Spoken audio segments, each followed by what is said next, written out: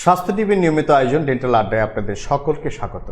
আপনারা জানেন এই অনুষ্ঠানে আমরা একজন বরেণ্য ডেন্টাল সার্জনের সাথে কথা বলি, আড্ডা দেই বিভিন্ন রোগ ও তার প্রতিকার সম্পর্কে। তাছাড়া ব্যক্তিগত, সামাজিক ও রাজনৈতিক বিষয়ে আলাপচারিতা তো থাকেই। আজ আমাদের মাঝে উপস্থিত হয়েছেন এমন একজন ডেন্টাল সার্জন যিনি দীর্ঘদিন যাবৎ এই পেশায় একজন নিবেদিত প্রাণ মানুষ, অত্যন্ত সজ্জন, doctor Kazi Hasinur Rahman, dental consultant, Apollo hospitals, Dhaka. কেমন আছেন আপনি? জি ভালো, থ্যাংক ইউ। আপনি কেমন আছেন? আমি আলহামদুলিল্লাহ ভালো আছি। আমাদের আজকের আলোচনার বিষয় ডেন্টাল ফিলিং। ডেন্টাল ফিলিং এবং ডেন্টাল ফিলিংয়ের রকম ফের। প্রশ্ন আছে যে ফিলিং তো করাবই, কিন্তু ফিলিংয়ের এত রকম ফের কেন? এক ধরনের ফিলিং করলেই তো হয়। ফিলিংয়ের রকম ফের যদি আমরা বিষয়টা নিয়ে আলাপ করতে চাই, তাহলে অবশ্যই আমাদেরকে এটাকে এভাবে ক্লাসিফাই করতে হবে। বাচ্চাদের ফিলিং একরকম হয়, বড়দের ফিলিং একরকম হয়। আবার বড়দের ফিলিংয়ের ক্ষেত্রে সামনের দাঁতের ফিলিংগুলো এক ধরনের হয়, যেহেতু সেখানে বিউটিফিকেশনের বিষয়টা মাথায় থাকে। পেছনের দাঁতের ফিলিং আর এক ধরনের হয়, যেহেতু ফাংশনাল ব্যাপারটা, চিবনের ব্যাপারটা মাথায় থাকে। কাজেই ফিলিংয়ের রকম ফের থাকবেই। এছাড়াও সায়েন্স, স্পেশালি হেলথ সায়েন্স, আস্তে আস্তে আরও এগিয়ে যাচ্ছে। ফলে মানুষকে কমফর্ট দেওয়ার জন্যে আরও ভালো ভালো নতুন নতুন ফিলিং মেটেরিয়াল আমাদের দন্ত চিকিৎসায় ইমপ্লিমেন্টেড হয়েছে, যেগুলো আমরা ব্যবহার করছি, যেগুলো আগের চাইতে অবশ্যই সুপিরিয়র। কাজেই ফিলিংয়ের রকম ফের সবসময় থাকবে। আপনি কি মনে করেন যে ফিলিংয়ের এই রকম ফেরের অন্যতম একটা প্রধান কারণ হচ্ছে গবেষণা? প্রতিনিয়ত গবেষণা হচ্ছে এবং উন্নত থেকে উন্নতর ফিলিং অ্যাড হচ্ছে ট্রিটমেন্ট বা চিকিৎসা ব্যবস্থায়। কথাটা পার্শিয়ালি কারেক্ট, বাট এটারও আগে আরেকটা উত্তর আছে। গবেষণার আগে হচ্ছে চাহিদা। আচ্ছা, মানুষের চাহিদা অনুযায়ী আমরা প্রয়োজন বোধ করি যে আর কি ভালো কিছু তৈরি করব, বেটার কিছু মানুষকে আমরা সার্ভিস দেব, এবং সে কারণে গবেষণার প্রয়োজন হয়। তো কাজেই মানুষের চাহিদা অনুযায়ী আমাদের আস্তে আস্তে উন্নততর ফিলিং তৈরি হচ্ছে। মানুষের চাহিদা অনুযায়ী ফিলিংয়ের রকম ফের হচ্ছে। মানুষের চাহিদা অনুযায়ী বিউটিফিকেশনের ব্যাপারটা চলে আসছে, এবং মানুষের চাহিদা অনুযায়ী অবশ্যই ফাংশনাল ব্যাপারটা এবং মানুষকে কমফর্ট দেওয়ার। So this is all about giving comfort to the patients regarding function and also aesthetic. তো শিশুদের দাঁতের ফিলিং আর বড়দের দাঁতের ফিলিং তো নিশ্চয়ই আলাদা হবে। দুটোর দাঁতের গঠন, প্রকৃতি এবং ব্যবহার তো একেবারেই আলাদা আলাদা, তাই না? তো অনেকে ভাবেন বা মনে করেন যে শিশুদের দাঁতে গর্ত হয়েছে, এই ফিলিং দেওয়াটার প্রয়োজনীয়তা আদৌ আছে কি? কি মনে করেন? শিশুদের দাঁতে গর্ত হলে সেটাতে ফিলিং দেবার প্রয়োজনীয়তাটা খুব বেশি আছে। আচ্ছা, যে বিষয়টা নিয়ে সামাজিক সচেতনতা, মানুষের মধ্যে সচেতনতা তৈরি করার খুবই জরুরি, এবং আপনি একটা অত্যন্ত অ্যাপ্রোপ্রিয়েট প্রশ্ন করেছেন। লাইক বাচ্চাদের যখন ছোটোখাটো গর্ত হয়, বাবা মারা এই বাচ্চাকে ডাক্তারের কাছে নিয়ে যাবে, একটা ফিলিং করাবে। এটা একটা ঝামেলার ব্যাপার, এবং বাচ্চারা কষ্ট পাবে, এবং সময় নষ্ট করার একটা বিষয় আছে। এগুলো ভেবে হয়তো ঠিক সঠিক সময়ে ডাক্তারের কাছে ফিলিং করানোর জন্য নিয়ে যায় না। আমি সবসময় আমার রোগীদের বলে থাকি যে prevention is always better than cure, and stitch in time saves nine. So সময় থাকতে বাচ্চাদের দাঁতের ফিলিং যদি করা হয়, সেই গর্তটা আর বাড়বে না। যদি না বাড়ে, বাচ্চাদের দাঁতের গর্তটা গিয়ে নার্ভ ইনভলভ করবে না। আপনি জানেন যে প্রতিটি দাঁতের ভেতরে নার্ভ থাকে, যে নার্ভটা ব্যথার সেন্সেশনটা, ব্যথার অনুভূতিটা ক্যারি করে। তো গর্তটা যদি বড় হয় এবং দাঁতের ভেতরে নার্ভ চেম্বার বলি আমরা, সেখানে চলে যায়, তখন বাচ্চা অনেক ব্যথা পাবে, অনেক কষ্ট পাবে। সেই সময় আর ফিলিং করা যাবে না, তখন অন্য বড় ধরনের ট্রিটমেন্ট করতে হবে, যে ট্রিটমেন্টগুলি বাচ্চারা নিতে পারে না, সহযোগিতা করে না, ভয় পায়, এবং অনেক ধরনের ইনভলভমেন্টের প্রয়োজন হয়। ডাক্তারের ক্ষেত্রেও সেটা সবসময় সহজভাবে করে ওঠা সম্ভব হয় না। কাজেই আপনার প্রশ্নের শুরুতে আবার ফিরে যদি যাই, তাহলে উত্তরটা হচ্ছে হ্যাঁ, সঠিক সময়ে একেবারেই ছোট একটা গর্ত যদি দাঁতের মধ্যে তৈরি হয় বা বাচ্চাদের, বাবা মার উচিত হবে তখনই বাচ্চাদেরকে ডাক্তারের কাছে নিয়ে যাওয়া এবং এটা ফিলিং করে নিয়ে আসা। এই যে দাঁতে গর্ত হলো আমার শিশুর, এটার জন্য, এটাকে ঠিক করবার জন্য ঠিক কি কি উপায় আমি অবলম্বন করব একজন পিতা মাতা পরিবারের একজন হয়ে, যে আমি আমার শিশুটার ঠিক দাঁতের সুবিধা অসুবিধাগুলো দেখতে পাচ্ছি কিনা? আপনাকে অনেক ধন্যবাদ এই প্রশ্নটা করার জন্য। এই প্রশ্নের উত্তর আমি আমার ঠিক উত্তর নয়, এই প্রশ্নটা রাদার আমি বলবো যে আমার যে সমস্ত বাচ্চা রুগীরা আমার কাছে আসে তাদের বাবা মাদের এই বিষয়টা সবসময় আমি শেখানোর চেষ্টা করি, তারা ইন্টারেস্টেড না হলেও। আমি আপনার মাধ্যমে আজকে এটা বলার সুযোগ পেয়েছি, সেই জন্য আপনাকে ধন্যবাদ। বাসার মধ্যে একটা সুস্থ হ্যাবিট তৈরি করতে হবে বাচ্চাদের দাঁতের প্রবলেমকে প্রিভেন্ট করার জন্য। লাইক আমরা ভাবি যে বাচ্চারা তো অনেক ছোট, বাচ্চাদের দুধের দাঁতগুলো আসলে খুব নাজুক, এই সময় মাড়িগুলো নাজুক, কাজেই ব্রাশ করার কি দরকার, কিংবা আমরা ব্রাশিংয়ের টাইমিংটা সম্বন্ধেও ঠিক সঠিক বুঝতে পারি না। আমরা স্ট্রেস দেই বা এমফ্যাসিস দেই সকালে ঘুম থেকে উঠে ব্রাশ করার জন্যে। বেসিক্যালি পরিবারের মধ্যে একটা সুন্দর অভ্যাস আমরা তৈরি করতে পারি যদি রাতের বেলা ঘুমানোর আগে খাবার পরে আমরা সবাই মিলে ব্রাশ হাতে চলে গেলাম, বাথরুমের বেসিনের সামনে দাঁড়িয়ে বাচ্চাদেরকে নিয়ে ব্রাশ করছি, ওরা উৎসাহিত হবে। এবং আপনি দেখেন, আপনি নিজেও চিকিৎসক, আপনি খুব ভালো করে জানেন যে সকালে ঘুম থেকে উঠে ব্রাশ করার বেসিক্যালি খুব বেশি প্রয়োজন নাই।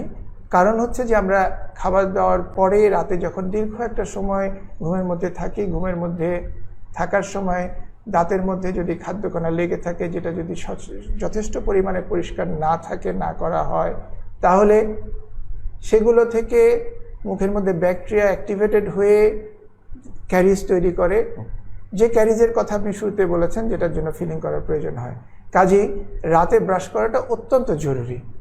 এবং আমি আমার বাচ্চা রুগীদের বাবা মাকে সবসময় বোঝানোর চেষ্টা করি অবশ্যই বাচ্চাকে রাতের বেলা ব্রাশ করাতে হবে এবং ব্রাশের পরে অবশ্যই কোনো কিছু খাওয়ানো যাবে না। আচ্ছা, তো পরিবারের অপরাপর সদস্য তার সন্তান বা শিশুদেরকে কিভাবে গ্রুম করবে যে এই হ্যাবিট নিশ্চিত করতে যে দাঁত ব্রাশ করতে হবে, দাঁতের যত্ন নিতে হবে। কিন্তু পরিবারের অপরাপর সদস্যের মতো যদি আমি বলি যে দুই দাঁতের মাঝখানে গর্ত হয়েছে, আমি ঠিক বুঝতে পারছি না, এরকম যদি শিশু বা বড়দের ক্ষেত্রেও হয়, এই বুঝতে পারার প্রক্রিয়াটা কি? আমি আস্তে আস্তে তো এই গর্তটা বা এই ক্যাভিটিটার বড় হবে, দিনে দিনে এটার কলেবর বাড়বে, এবং যখন আপনার কথাতেই যদি আসি যে নার্ভ ছুঁয়ে যায় তখনই মাত্র সে ব্যথা অনুভব করবে, তার আগে না। এর আগে তো বেশ অনেকটা পথ সে অতিক্রান্ত করে ফেলেছে, তাহলে উপায়টা কি এর থেকে বাঁচবার? এটার থেকে পরিত্রাণ পাবার উপায় আমরা আবারও সেই বেসিকে ফিরে যাই। প্রথম তো অবশ্যই বাসার মধ্যে oral hygiene and dental hygiene maintain করা হচ্ছে প্রাইম ইম্পর্টেন্ট। যেমন সঠিক সময়ে ব্রাশ করা, রাতে ঘুমানোর আগে অবশ্যই ব্রাশ করা, খাবার পরে ব্রাশ করা, ইফ পসিবল প্রতিটি মিলের পরে ব্রাশ করা। এটা ছাড়াও আমরা এখন সবসময় বলে থাকি এবং সবার মধ্যে অ্যাওয়ারনেস এসেছে যে ডেন্টাল ফ্লস, দাঁতের কিছু সুতা পাওয়া যায় যেগুলো দাঁতের ফাঁকগুলো, ইন্টারডেন্ট স্পেসগুলোকে খুব সুন্দরভাবে ক্লিন করতে সাহায্য করে। দুই দাঁতের মাঝখানে, যেটার কথা আপনি বলছিলেন যে যেখানে ক্যাভিটি হলে সেটা প্রিভেন্ট করার উপায়কে কিংবা আমরা কিভাবে বুঝবো, কারণ এই ক্যাভিটিগুলো বাইরে থেকে দেখা যায় না। ওয়ান ফাইন মর্নিং সেখান থেকে ব্যথা শুরু হয়, যখন সেটা নার্ভে চলে যায় এবং সে সময় বাচ্চাই হোক বা বড়রাই হোক অনেক কষ্ট পায়, ডাক্তারের কাছে আসে এবং আমাদের তখন ফিলিং করার উপায় থাকে না, তখন আমাদের বড় ট্রিটমেন্টে যেতে হয় এবং এক্সপেন্সিভ ট্রিটমেন্টে যেতে হয়। অন দ্য আদার হ্যান্ড, যদি আমরা প্রপার ব্রাশিং করি, ডেন্টাল ফ্লস দিয়ে নিয়মিত ফ্লসিং করি, এছাড়াও কিছু ছোট ছোট ব্রাশ এখন পাওয়া যায় আমাদের বাংলাদেশেও এখন অ্যাভেলেবল, যেগুলিকে আমরা ইন্টারডেন্টাল ব্রাশ বলি, যেগুলো দাঁতের ফাঁককে ক্লিন করতে, পরিষ্কার করতে খুবই হেল্প করে, রাদার দ্যান ইউজিং দ্য টুথপিকস। আমরা টুথপিক ইউজ করতে মানা করি, দাঁতের কাঠি বা অন্য কিছু অনেকে দেবার একটা প্রবণতা আছে, যেটা আমরা নিষেধ করি, কারণ হচ্ছে ওগুলো মাড়িকে ইনজুরি করে। কিন্তু ইন্টারডেন্টাল ব্রাশগুলি খুবই হাইজিনিক এবং এটা এই কারণেই তৈরি করা হয় এবং দাঁতের ফাঁকগুলি পরিষ্কার করতে। এটা হচ্ছে মেনটেনেন্সের একটা পার্ট, যেটা হচ্ছে পরিবারের হ্যাবিচুয়েশনের মধ্যে আমাদেরকে ডেভেলপ করতে হবে। On the other hand, even after maintaining all this habits, অনেকের দাঁত থাকে ক্যারিজ প্রন। আপনাকে এই প্রসঙ্গে আমি একটা ছোট্ট কথা বলতে চাই, সেটা হচ্ছে যে আমাদের শরীরের বেশিরভাগ রোগী কিন্তু আমরা ফ্যামিলিয়াল ওয়েতে কিংবা জেনেটিক্যালি ইনহেরিট করি, পেয়ে আসি। ফলে দেখা যায় কি অল সর্টস অফ ডিজিজেস, এগুলোকে আমরা যদি প্রপার হাইজিন মেনটেন করি, প্রপার হেলথ কেয়ার মেনটেন করি, সুস্থ জীবনযাপন করি, শুধুমাত্র দাঁত নয়, শরীরের সমস্ত রোগগুলো অনেক দেরিতে আসবে, প্রিভেন্টেড হবে।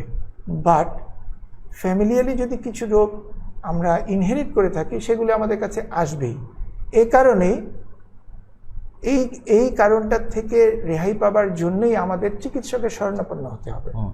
লাইক আমি নিয়মিত ফ্লস করছি, ব্রাশ করছি, ওরাল হাইজিন মেনটেন করছি এবং আমি জানি যে I am good at it, but তারপরে আমার অজান্তে হয়তো বা আমার বাবা মার বা তাদের আগের জেনারেশন থেকে আমি খারাপ দাঁতের একটা গঠন পেয়েছি, ফলে আমার অজান্তেই কোনো দাঁতে কোনো প্রবলেম তৈরি হচ্ছে যেটা আমি বুঝতে পারছি না। এই কারণে প্রতি 3 মাস অন্তর অন্তর দন্ত চিকিৎসকের কাছে যাওয়ার দরকার। ডাক্তারদের কাছে গেলে তারা সমস্ত দাঁতগুলোকে এক্সাম করবে, ক্লিনিক্যালি দেখবে, প্রয়োজনে এক্স রে করবে, করে সেই যে আপনি শুরুতে একটা বিষয় বলেছেন যে হিডেন ক্যারিজ, 2 দাঁতের মাঝখানের গর্ত, যেগুলি আমরা খালি চোখে দেখতে পাচ্ছি না, সেগুলি ডিটেক্টেড হবে।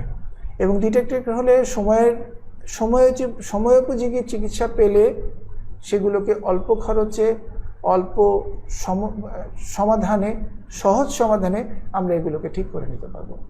তো এই যে আমরা ফিলিংগুলো করে নিচ্ছি এবং ডেন্টাল ফ্লস ব্যবহার করছি, টুথব্রাশ, টুথপেস্ট ব্যবহার করছি, এছাড়াও কি অন্য আর কোনো সমাধান বা সচেতন হবার বিষয় আছে? যেমন ধরে নেন খাদ্যাভ্যাস বা জীবনযাপন প্রণালী, যেটাকে আমরা লাইফস্টাইল। রাইট, অবশ্যই লাইফস্টাইল তো অবশ্যই ইম্পর্টেন্ট। মানুষের আমরাই আসলে চুজ করি আমাদের শরীরটা, আমাদের সুস্থতাটা কেমন থাকবে। The way we lead our life, the way our health responses. আচ্ছা, তো এখন এটা খুব সহজ বিষয়, আপনিও জানেন, আমিও জানি, আমাদের মাধ্যমে আমরা সবাইকে জানাতে পারি যে কার্বোহাইড্রেট টাইপ অফ ফুড যেগুলো সাধারণত স্টিকি হয়, যেমন আটা, ময়দা, চা, চিনি, এগুলো দাঁতের ভেতরে খুব স্টিক করে থাকে।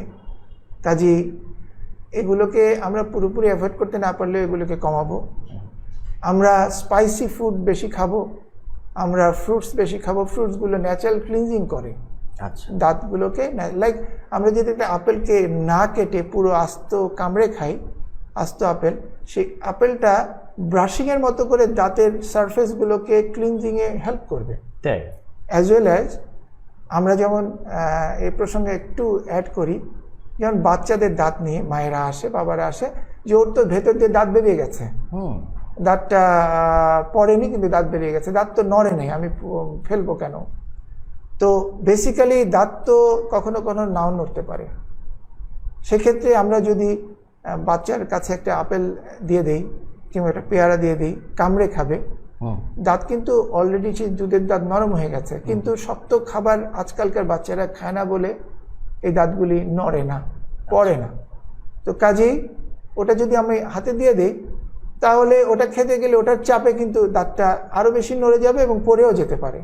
সেক্ষেত্রে ডেন্টিস্টের কাছে আসার কোনো প্রয়োজন নেই, ডিউ টাইমে দাঁত পড়ে যাবে। সো আপনি যেটা প্রশ্নটা করলেন যে খাদ্যাভ্যাস একটা খুব ইম্পর্টেন্ট ইস্যু। আমরা খাদ্য সিলেকশনের মাধ্যমে দাঁতকে ভালো রাখার চেষ্টা করতে পারি, খারাপ খাবারগুলোকে অ্যাভয়েড করার মাধ্যমে দাঁতকে আমরা ভালো রাখতে পারি। Smoking is a bad habit. আমরা সবাই জানি যে স্মোকিংয়ের হাজারো রকম অসুবিধা আছে। অসুবিধা আছে এবং দাঁতেরও অসুবিধা স্মোকিং এর সাথে জড়িত। আমরা প্রচুর চা খাই, অনেকে চা অ্যাভয়েড করতে পারি না। চা খুবই ভালো, অ্যান্টিঅক্সিডেন্ট হিসাবে কাজ করে, বাট এটারও একটা লিমিট থাকতে হবে। চাতে আমরা যদি চিনি দুধ কম নেই, দাঁতের ক্ষয় এবং ক্ষতি কম হবে। তো এগুলি সবই আসলে নিজেদের জীবনে প্র্যাকটিসে ডেভেলপ করতে হবে। একটা বিষয় আমরা শুনি যে আমি ডেন্টিস্টকে দেখাতে যেতে কিছুটা ভয়ও পাই। তো কথাগুলো এরকম যে আমি একটা সমস্যা নিয়ে গেলাম, ডেন্টিস্ট আমাকে আরও 3-4টা সমস্যার কথা বললো যে এই দাঁতে আরও সমস্যা আছে। মানে আসলে কি উপযাজক হয়ে বিষয়গুলো তুলে ধরা, নাকি সত্যি কিছু থাকে এরকম, নাকি তার ধারণা আসলে বেশি ধারণা করে ফেলছে ঠিক তার অজ্ঞতার জায়গা থেকে? কি ভাবেন? এক্ষেত্রে আমি কিন্তু আমি নিজের এক্সপিরিয়েন্স থেকে শেয়ার করি। আপনি যা বললেন আমি নিজেও তাই করি। যখন কোনো একজন পেশেন্ট, এনি পার্সন যিনি আমার কাছে পেশেন্ট হয়ে আসছেন, তিনি কোনো একটা পার্টিকুলার কমপ্লেন নিয়ে আসছেন যে এইখানে ব্যথা বা এই প্রবলেমটা হচ্ছে, মাড়িটা ফুলে গেছে বা এটা সেটা, কিন্তু আমি যেটা করি আমি ওই স্পেশাল পার্টিকুলার ওই কমপ্লেনটা দেখার পাশাপাশি অন্য সমস্ত দাঁত দেখি এবং অন্য প্রবলেমগুলো তাদের বলি। আমার মনে হয় আমাদের সমস্ত ডেন্টিস্টরাই তাই করে, কারণ এটা হচ্ছে একটা ডাক্তার হিসেবে একটা নৈতিক দায়িত্ব। কারণ আপনি তার ওই প্রবলেমটা সলভ করে দেওয়ার পাশাপাশি অন্য প্রবলেমগুলি যদি তাকে ধরিয়ে দেন, তাহলে যেটা হবে হয়তোবা দেখা গেল খুব অল্প চিকিৎসায় কিংবা চিকিৎসাও না, অল্প কিছু মেনটেনেন্সে তার ওই প্রবলেমগুলি সলভ হয়ে যাবে। কিন্তু আমরা যদি সেটা ধরিয়ে না দেই, তাহলে দেখা যাবে ওটা আনট্রিটেড অবস্থায় থেকে যাবে এবং ওটা বড় হবে, বাড়তে একটা বড় সমস্যায় চলে যাবে এবং একটা সময়ে ওটার পেছনে অনেক টাকা পয়সা খরচ করেও সেই পেশেন্ট সেই দাঁতটাকে রক্ষা করতে পারবে না, কিংবা তার অনেক বেশি সাফারিংস হবে। তখন আবার কথাটা এরকমও আসতে পারে যে উনি তো এটা বলতে পারতেন, আমি যে একজন ডেন্টিস্টের কাছে গিয়েছিলাম, উনি তো আমাকে ধরে দিতে পারতেন যে আপনার এই সমস্যাগুলো আছে, সময় করে ঠিক করে নিয়ে, তাই কি? এবং সে কারণেই রুগীদের রিয়াকশনটা পজিটিভ হোক কিংবা নেগেটিভ হোক, আমাদের ডাক্তাররা কিন্তু আমরা এভাবেই রুগীকে সমস্ত বিষয়গুলি বলে দেই। ইভেন একটা পেশেন্ট এসে যদি এটা বলার পরে নেগেটিভ রিয়াকশন দেখায়, তাতে কিছুই যায় আসে না। আলটিমেটলি এটা তাকে বলে দিয়ে তাকে সচেতন করে তার উপকারী করা হলো এবং একটা সময় উনি সেটা বুঝতে পারবেন। তখন সে একসময় নিজেও রিয়েলাইজ করবে, খুশি হবে বরং যে না, এই বিষয়টা তো উনি আমাকে সতর্ক করেছিলেন, কিন্তু আমি আমার সচেতনতার অভাবে বা ঠিক খেয়ালটা দিতে পারিনি, এই জন্য এই জায়গায় কারেকশনটা আনতে পারিনি এবং এটা আমি সাফার করছি। এই জন্য সঠিক। চলে যাচ্ছে ভিন্ন বিষয়ে। অনেকেই ভাবেন যে ডেন্টাল ফিলিং গুণগত মান বাড়ছে, ফিলিংগুলো ঠিক জায়গায় ঠিক দাঁতে বসছে। আপনি যেটা শুরুর দিকে বললেন যে কোনো ফিলিং দাঁতের সৌন্দর্য বাড়িয়ে দেয়, কোনো ফিলিং ঠিক খাবারকে ভাঙতে ওই ফিলিংটা দাঁতকে সাহায্য করে। সঠিক। তো এই যে প্রতিনিয়ত ফিলিংয়ের গুণগত মান বাড়ছে, আমাদের রুগীদের কাছে কি এইটার ট্রিটমেন্টের যে খরচ তা কি বাড়ছে না? অনেকে বলতে শুনেছি যে অনেক বেশি চার্জ করা হচ্ছে, বিষয়টা কীরকম? দেখুন, বিষয়টাকে আমি এইভাবে দেখি, আপনার কোনো একটা বিষয় কতটুকু প্রয়োজন, সেই প্রয়োজনীয়তার কনটেক্সটে আপনি এটার পেছনে কতটুকু খরচ করবেন। আচ্ছা, লাইক আমাদের সামনের দাঁতগুলো, যেগুলো মানুষের শুধু সৌন্দর্য নয়, it is all about his R her confidence level, it is all about socialization. এছাড়াও যখন আমরা সোশ্যালাইজেশন করতে যাই, আপনার যদি সামনের দাঁতগুলো সুন্দর না থাকে, যদি প্রপার এস্থেটিক আপনার না থাকে, তাহলে আপনার নিজেরই কনফিডেন্স লেভেলটাও কমে যাবে। সো এই প্রয়োজনীয়তাটুকু যখন আমরা উপলব্ধি করি, তখন কিন্তু আমরা ওটার পেছনে খরচ করতে কার্পণ্য করার কথা নয়, দ্বিধা করি না, করার কথা নয়। এটা হচ্ছে এক। দ্বিতীয় কথা হচ্ছে যে এখন মানুষের যদিও সোশিও ইকোনমি একটা বড় ফ্যাক্টর বাংলাদেশের কনটেক্সটে, কিন্তু মানুষের সামর্থ্য বাড়ছে, মানুষের ক্রয় ক্ষমতা বাড়ছে, মানুষের ভালো সেবা নেবার মানসিকতা বাড়ছে। কাজেই আমার মনে হয় না এটা ওই বিষয়টা এখন আর ঠিক সেরকমভাবে প্রযোজ্য যে ফিলিং করতে গিয়ে একটা ভালো ফিলিং অনেক বেশি খরচ, এত খরচ হচ্ছে আমার, এত টাকা দিয়ে আমি ফিলিং করব, এই বিষয়টা আস্তে আস্তে কমে আসছে। অ্যাওয়ারনেস বাড়ছে, and days will be coming যে সময় মানুষ এটা নিয়ে কোনো সেকেন্ড থট দেবে না এবং কম্প্রোমাইজ করবে না। আমরা কি এখন একটা ভালো স্মার্টফোন ইউজ করতে গিয়ে কম্প্রোমাইজ করি? যদিও সেটা আমাদের খুব বেশি প্রয়োজন না, সেটার জন্য প্রয়োজন আমরা টাকা জমাচ্ছি, গোছাচ্ছি, এক সময় সেটা পেয়ে অত্যন্ত খুশিও হচ্ছে। জি জি,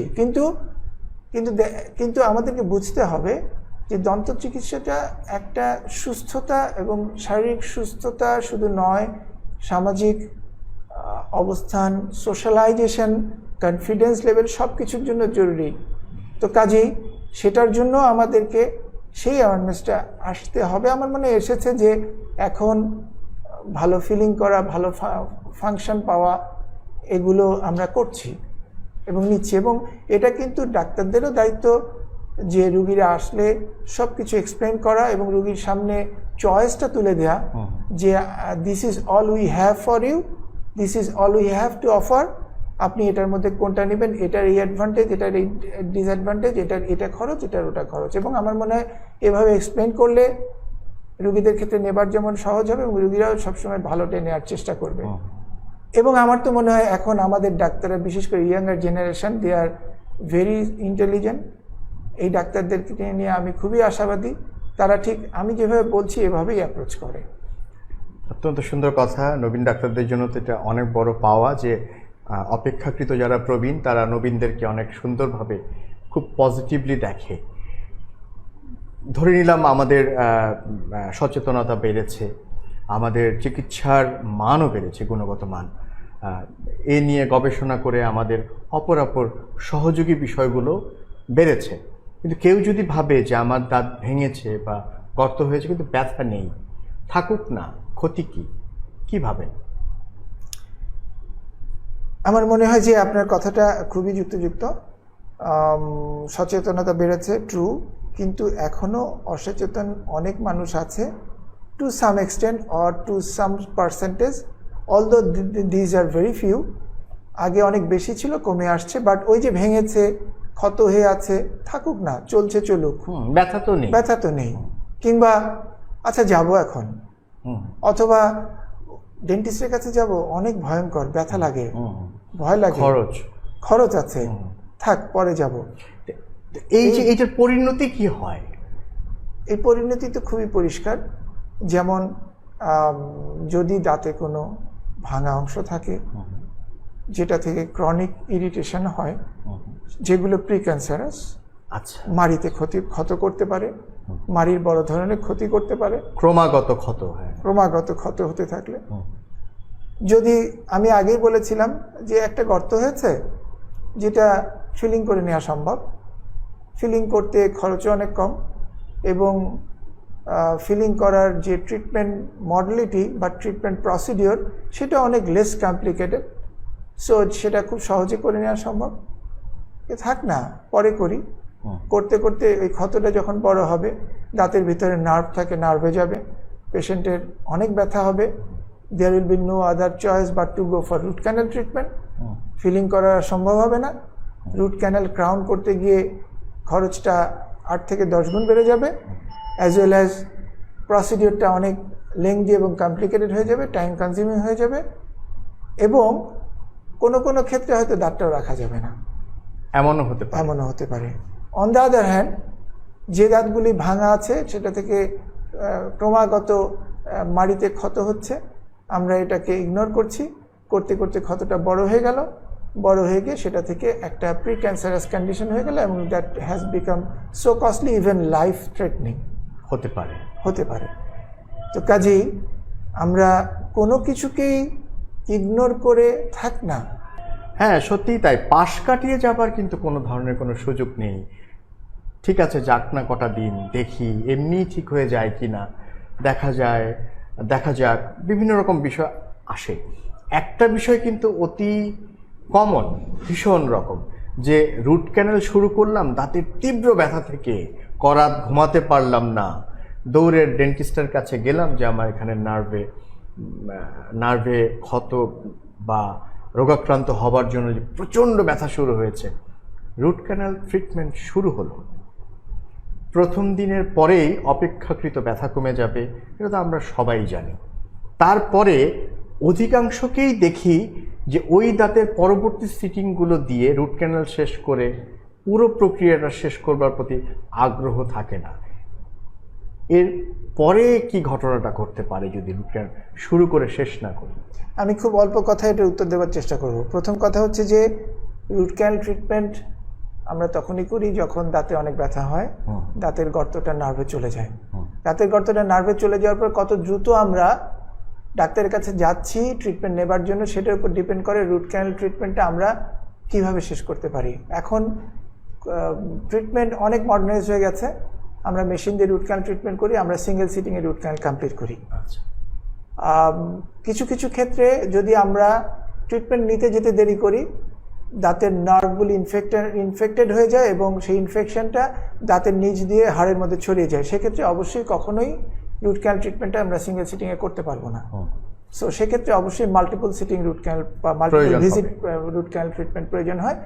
এবং মাল্টিপল ভিজিট রুট ক্যানাল ট্রিটমেন্টের ক্ষেত্রে প্রথম দিন যখন আমরা রুট ক্যানাল ট্রিটমেন্টটা স্টার্ট করে ভেতরের নার্ভ, পচা নার্ভগুলোকে পরিষ্কার করে ড্রেসিং দিয়ে দেই, অবভিয়াসলি ব্যথাটা কমে যায়। আচ্ছা, এরপরে আপনি যেটা বলেছেন সেটা অনেক ক্ষেত্রেই ঘটে।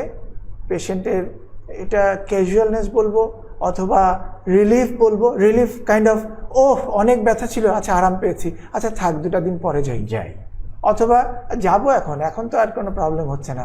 এটা করতে করতে দাঁতের ভেতরে যখন আমরা multiple visit root canal treatment করি, ভেতরে কিছু কেমিক্যাল দিয়ে ড্রেসিং দিই, কেমিক্যালটা for certain period of time is okay, but এটা একটা নির্দিষ্ট সময় পরে সেই কেমিক্যালটাই আবার ক্ষতিকর হিসেবে দাঁড়াবে এবং সাথে ওই যে তুলাগুলো আমরা দিয়েছি, কটনগুলো, সেগুলি পচবে, সেই পচার কটনগুলো এবং অন্য সবকিছু মিলিয়ে ওটা দাঁতের শেকড়ের ভেতর দিয়ে হাড়ের মধ্যে ছড়িয়ে এটা আরো বেশি খারাপ আকার ধারণ করবে এবং সেখানে তখন প্রথম অবস্থায় তো সেই জায়গাতে অ্যাবসেস হতে পারে, অ্যাবসেস মানে ওখানে পুঁজ তৈরি হতে পারে, সেই জায়গাতে অন্য ধরনের ইনফেকশন হতে পারে এবং ওখানে তীব্র ব্যথাও হতে পারে এবং একটা পর্যায়ে গিয়ে এটা থেকে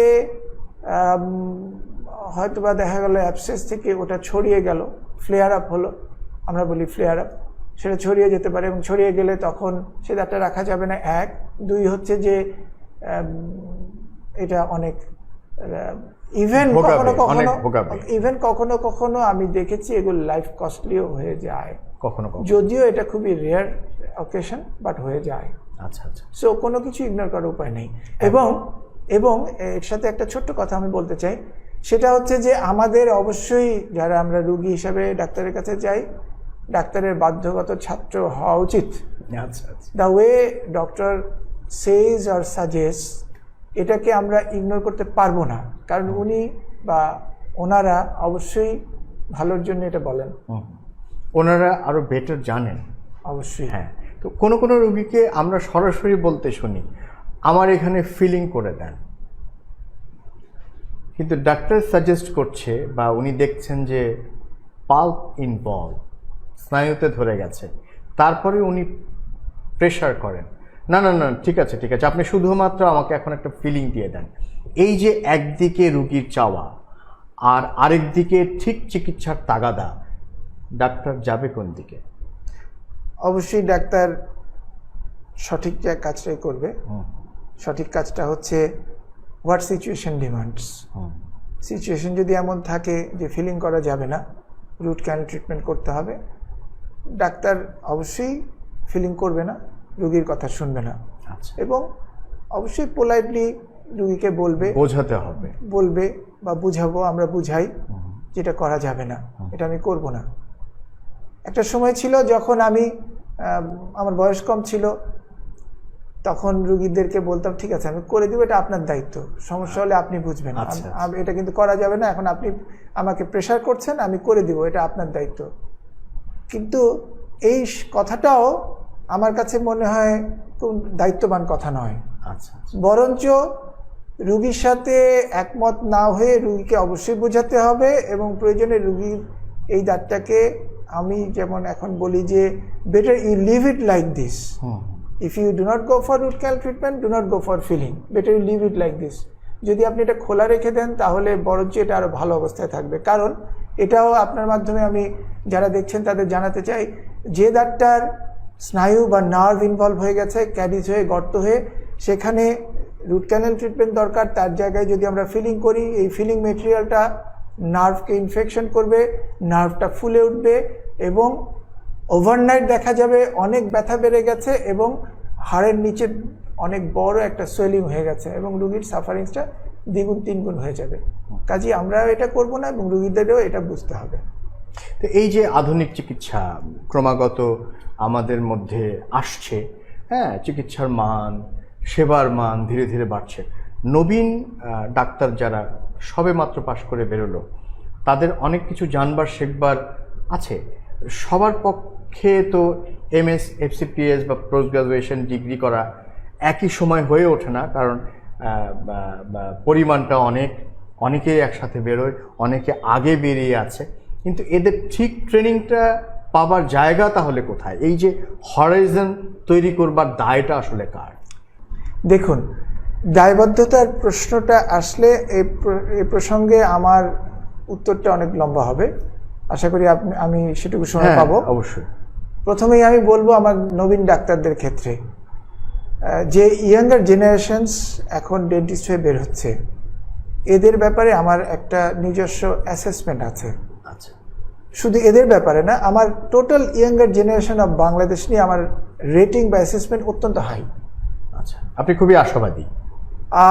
এটাকে আশাবাদী চাইতে বলা দরকার, তাদেরকে নিয়ে আমি খুবই হ্যাপি।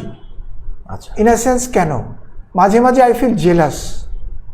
তাদের মেধা, তাদের প্রজ্ঞা, ফোর্সি করার ক্ষমতা, সামনের দিকে দেখার ক্ষমতা, এই যে ভিশন, তাদের ভিশনটা আমরা ওদের বয়সে আমি চিন্তা করে দেখেছি, আমাদের ভিশন এত লম্বা ছিল না, এত ওয়াইড ছিল না, এত দূর পর্যন্ত ছিল না।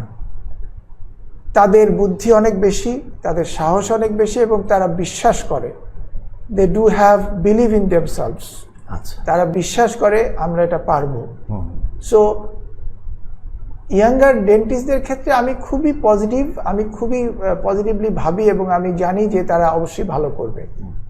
এখন প্রশ্ন হচ্ছে যে তাদের জন্য এখানে একটা হাইপার স্যাচুরেশনের বিষয় আপনি উল্লেখ করেছেন, যে আসলে অনেক জায়গা কম, অনেক বেশি ডেন্টিস্ট বেরোচ্ছে, কাজেই তাদের মধ্যে একটা হতাশা তৈরি হচ্ছে, আমরা এগোতে পারছি না, আমরা কবে এগোবো। তাদের উদ্দেশ্যে আমার 2-3টা বক্তব্য আছে। প্রথম হচ্ছে যে দেখুন, আমরা এখন ডিজিটালাইজড এবং আমাদের একটা খুবই স্ট্রং ডিজিটাল প্ল্যাটফর্ম আছে। এই প্ল্যাটফর্মগুলিতে আমি মাঝে মধ্যে নক করে দেখেছি যে সব জায়গাতে টিচিং কিছু মেথোডোলজি কিংবা কিছু ট্রেনিং কিংবা কিছু স্টাডি ফোরাম, এগুলো কিছু নয়, অনেক তৈরি হয়েছে, যেগুলোর মাধ্যমে সমস্ত ইয়াঙ্গার ডেন্টিস্টরা ইনভলভ হয়ে সিনিয়রদের কাছ থেকে শেখার সুযোগ পাচ্ছে। অনেকে ডিজিটালি ইউটিউবে, ফেসবুকে নতুন নতুন মডার্ন ডেন্টিস্ট্রি ক্লিনিকে কি কাজ করছে সেগুলোকে আপ করছে, যেগুলো থেকে ইয়াঙ্গাররা দেখার চেষ্টা করছে। আমাদের সিনিয়র ডেন্টিস্টরা বিভিন্ন ফোরামে বিভিন্ন রকম ট্রেনিংয়ের চেষ্টা করছে, সেটা সরকারিভাবে হোক, ব্যক্তিগতভাবে হোক, বেসরকারি উদ্যোগে হোক, সমষ্টিগতভাবে হোক। এবং এরকম আমি তো নিজেই কমের পক্ষে 10 থেকে 15টা ডিজিটাল প্ল্যাটফর্মের কথা জানি, এমনকি কিছু ফিজিক্যাল প্ল্যাটফর্মের কথা জানি, যেগুলো হচ্ছে ডেন্টাল স্টাডি ফোরাম বিভিন্ন ধরনের, যেগুলোতে সবাইকে ওপেন ইনভাইটেশন দিয়ে রাখা হয়, তোমরা আসতে পারো, তোমরা শিখতে পারো, এবং এগুলোতে কোনো মনিটারি ইনভলভমেন্ট নাই। আচ্ছা, অ্যাজ ওয়েল অ্যাজ আপনার কাছে যদি একটা আপনার ছোট ভাই বা আমাদের যেহেতু এখন অনেক বয়স হয়ে গেছে, ইভেন আমার মনে হয় যে আমার ছেলের বয়সী অনেকেই এখন ডেন্টিস্ট হয়ে যাবে খুব তাড়াতাড়ি, তারা যদি আসে কিছু শিখতে চায়, আমরা তো সবসময় তাদেরকে ওয়েলকাম করি বা করব, কখনোই না করব না। অবশ্যই তাই। বেসিক্যালি এটা হচ্ছে ইয়াঙ্গার জেনারেশনের ইচ্ছার ব্যাপার, আগ্রহের ব্যাপার। এবং আমি নিজে টিচিংয়ের সাথে জড়িত। একটা সময় আমি ছাত্রদের সবসময় বলতাম যে এক লাফে গাছে ওঠার চেষ্টা করবে না, সাথে এটাও কথা বলেছি যে do not run after fame, let fame run after you, do not run after money, let money run after you. আমরা যদি এই কথাগুলি মাথায় রাখি, আমরা যদি ফোকাস তৈরি করি, আমাদের লক্ষ্য যদি ঠিক থাকে, এখন অনেক বেশি ডাইভার্সিফিকেশন এসেছে। ডেন্টিস্ট্রি একটা বড় সাবজেক্ট, এর মধ্যে অনেক ডেলিকেট ফিল্ড আছে। আমরা শুরুতেই ঠিক করে নিব যে এই ব্যাপারে আমি আমার এক্সপার্টিস ডেভেলপ করব, সেটার ব্যাপারে শেখানোর জন্য প্ল্যাটফর্মের কোনো অভাব নেই, আগ্রহী সিনিয়রদের শেখানোর কোনো অভাব নেই। It is all about his R her desperation, সে কতটুকু শিখতে চায়।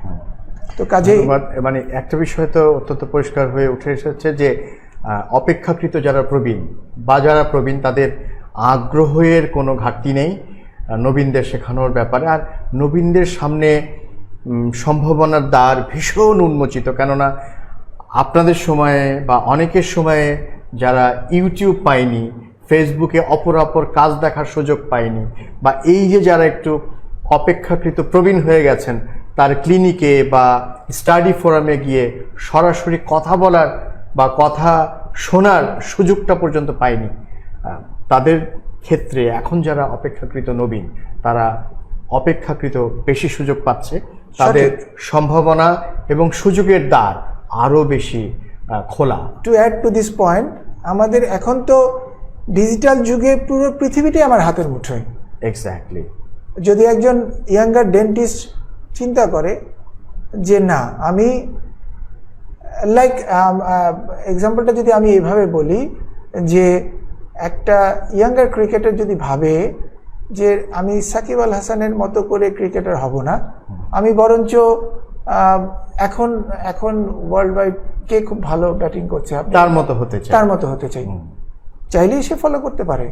আমাদের ডেন্টিস্ট্রিতে ডিজিটালি ব্যাপারটা এত বেশি গ্লোবালাইজেশন হয়ে গেছে যে ইউটিউব সার্চ দিলে, গুগল সার্চ দিলে বিভিন্ন দেশের বড় বড় ডেন্টিস্টরা স্পেশালিস্ট ফিল্ডগুলোতে কি কি কাজ করছে সেগুলো সম্বন্ধে আর্টিকেল আছে, সেগুলো সম্বন্ধে ক্লিনিক্যাল ডিসপ্লে আছে, টিউটোরিয়াল আছে, সব কিছুই শিখতে পারে। তো কাজে শেখার জায়গায় আমরা মেন্টর সিলেক্ট করার জন্যে দেশের কাউকে যদি না চাই বাইরে থেকেও করতে পারি, সেগুলি কোনোই অসুবিধা নেই। আমি শুরুতে বলেছিলাম যে this is all about his R her wishful, এটাকে কি বলবো, তার জানার ইচ্ছা, আগ্রহ, চেষ্টা এবং তার মধ্যে জিদ কতখানি আছে যে এই বিষয়ে সে একদম টপে যেতে চায়, সবচেয়ে ভালো হতে চায়। এবং এই যে এই প্রসঙ্গে আমি বলি, সবসময় সবার মধ্যে এরকম একটা আইডিয়া থাকা উচিত, I will be the best, I will be the best. আমি আমার যে কাজটা, সেই কাজে আমি সবচেয়ে ভালো শিখবো, আমি যদি তা মনে করি এবং আমি যদি সেটাতে ডিভোট করি নিজেকে, তাহলে আমি সেখানে পৌঁছাতে পারবোই পারবো, ইনশাআল্লাহ। এটা সম্ভব। তো এই তো আজকে মোটামুটি ফিলিং নিয়ে অনেক আলোচনা তো হলোই, কিন্তু ফিলিং এর পাশাপাশি আমরা আরো অনেক বিষয় নিয়ে আলাপ করেছি, যেগুলো প্রাসঙ্গিকভাবে চলে এসছে। কারো যদি দাঁত নাই রাখতে পারলাম, ফেলে দিতে হলো কোনো না কোনো কারণে, এই যে শূন্য স্থান আমরা কিভাবে, কতভাবে এবং কতটা আন্তর্জাতিক মান বজায় রেখে পূরণ করতে পারি, আমাদের চিকিৎসা কতটা এগোলো এইসব ক্ষেত্রে। এ প্রসঙ্গে আমি কয়েকটা বিষয় শেয়ার করতে চাই। সেটা হচ্ছে যে আমি যে ইনস্টিটিউশনে কাজ করি সেখানে আমার good number of patients are from abroad. আচ্ছা, প্রচুর পরিমাণ রুগী আসে এবং আমি নিজেও বাইরে বেশ কিছু জায়গায় ট্রেনিং করতে গেছি, এবং বাইরে বিশেষ বিশেষ কিছু কারণে ওখানকার ডেন্টিস্টদের সাথে আমার ইন্টারাকশন হয়েছে, কোথাও কোথাও গিয়ে কাজ দেখার সুযোগ হয়েছে। তো প্রসঙ্গক্রমে বলে রাখা উচিত যে আমাদের ডেন্টিস্ট্রি কিন্তু খুব পিছিয়ে নেই। কিছু কিছু সেক্টরে, আমি আগেই বলেছিলাম যে ডেন্টিস্ট্রি তো একটা অনেক বড় সেক্টর, অনেক স্পেশালিটি আছে। মাল্টি স্পেশালিটি সেক্টরগুলির মধ্যে কিছু কিছু সেক্টরে বা মোস্ট অফ দ্য সেক্টরসে ডেন্টিস্ট্রি বাংলাদেশে অনেক এগিয়েছে। আমাদের ডেন্টিস্টরা, আমি শুধু আমার ডেন্টিস্টের কথা বলবো না, আমাদের দেশের ডাক্তাররা সবাই কিন্তু অনেক মেধাবী, অনেক এফিশিয়েন্ট, তারা অনেক ভালো চিকিৎসা দিতে পারে। কাজেই আমি নিজে কম্পেয়ার করে দেখেছি, সেই সমস্ত পেশেন্টদের ট্রিটেড দাঁত দেখেছি, সেই সমস্ত পেশেন্টদের ট্রিটেড কন্ডিশন দেখেছি বাইরের দেশ থেকে করে আসা, সেটার সাথে কম্পেয়ার করে আমি দেখেছি, এবং আমরা নিজেরা যে ট্রিটমেন্টগুলো দিয়েছি তাতে দেখেছি যে আমরা তাদের সাথে তাল মিলিয়ে চলার মতো এগিয়েছি। আচ্ছা, এই প্রসঙ্গে আপনি একটা প্রশ্ন করেছেন যে যদি ফিলিং করতে পারলাম না, রুট ক্যানালও করতে পারলাম না, আলটিমেটলি অকালে দাঁতগুলো পড়ে গেল, এরপরে আমরা কি করব? এখন সেই শুরুর প্রশ্নেই চলে আসি যে আপনি বলেছেন যে আমরা অনেকেই ভাবি থাক না, আর একটু পরে যাই। এই পরে পরে করতে করতে চলছে, তো চলুক, এই চলছে বা চলতে চলতে এক সময় দাঁতগুলো ট্রিটমেন্ট করে রাখা গেল না, সব পড়ে গেল। যেটা আপনি আপনার ওই যখন প্রশ্নটি করেছিলাম যে চলছেই তো, হচ্ছেই তো, থাকুক না, এর ভয়াবহতাটা কি, সেটা যে শেষ পরিণতি হচ্ছে ফেলেই দিলাম।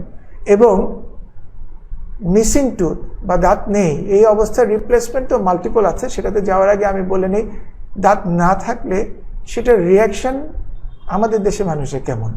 আচ্ছা, একটা সময় দেখতাম, আজ থেকে 10 কিংবা 15 বছর আগে যখন আমি প্র্যাকটিস করতাম, অনেক মানুষ এসে বলতো, যখন বলতাম যে আপনার এই দাঁতগুলো নেই, আপনার এইগুলো রিপ্লেস করা দরকার, ওভাবেই ওনারা বলতেন থাক না, চলছে তো, চলে যাচ্ছে, অসুবিধা নেই। এখন না পরে, জি, এখন না পরে, কিন্তু এখন মোস্টলি কেউ বলে না।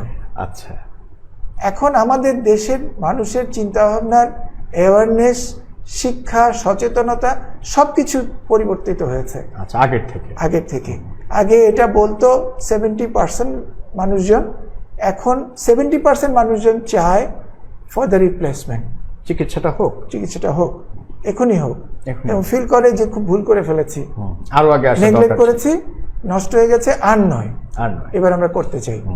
এই প্রসঙ্গে আসলে লাইক আমরা তো আগে, এখনো আমরা অনেক চিকিৎসা এভাবে করি যে খোলা লাগানো দাঁত, যেটাকে আমরা বলি ডেঞ্চার। আচ্ছা, আমরা ডেঞ্চার ইউজ করি, ডেঞ্চার দিয়ে থাকি, which is less expensive, less invasive, খরচ কম, বাট লেস যেহেতু ইনভেসিভ এবং লেস যেহেতু এক্সপেন্সিভ, অবশ্যই লেস কমফোর্ট। আচ্ছা, ন্যাচারালি এটার পরিবর্তিত বা এটার রিপ্লেসমেন্ট হিসাবে বা এটার অল্টারনেটিভ হিসাবে আমরা ব্রিজ করতাম। ব্রিজ মানে হচ্ছে যে দাঁতগুলি আছে সেই দাঁতগুলোর উপর সাপোর্ট করে, ভর দিয়ে ফিক্সড করে দাঁত লাগিয়ে দিতাম, খুঁটি বানিয়ে, যেটারও কিছু শর্টফল আছে বা যেটার কিছু শর্টকামিং আছে, লাইক ভালো দাঁতকে আমরা কাটতাম।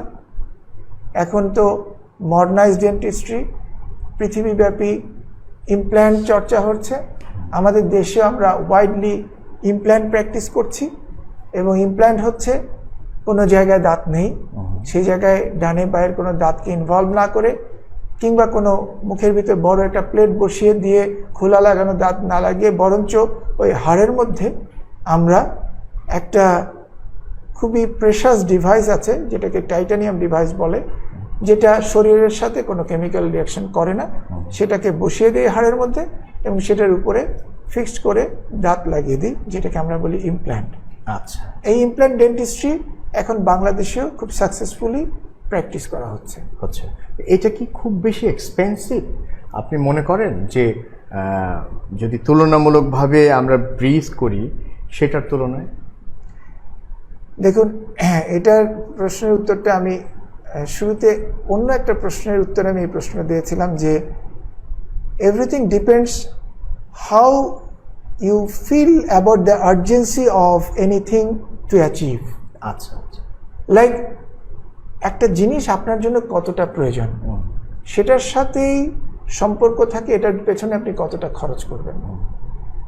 সরাসরি প্রশ্নের উত্তর যদি দেই, আপনার প্রশ্ন ধরে যে ব্রিজের সাথে কম্পেয়ার করলে এটা কতখানি এক্সপেন্সিভ, ব্রিজের চাইতে এটা এক্সপেন্সিভ।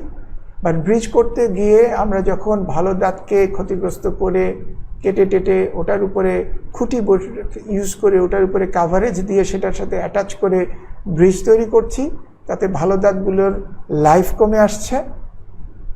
সেটার তুলনায় বরঞ্চ ওই দাঁতগুলোকে ভালো রেখে সেগুলোকে ইনভলভ না করে আমি যদি একটা শুধুমাত্র হাড়ের মধ্যে দাঁত বসিয়ে দিই, সেটা যতটুকু বেশি এক্সপেন্সিভ তার চেয়ে বেশি ওয়ার্থি।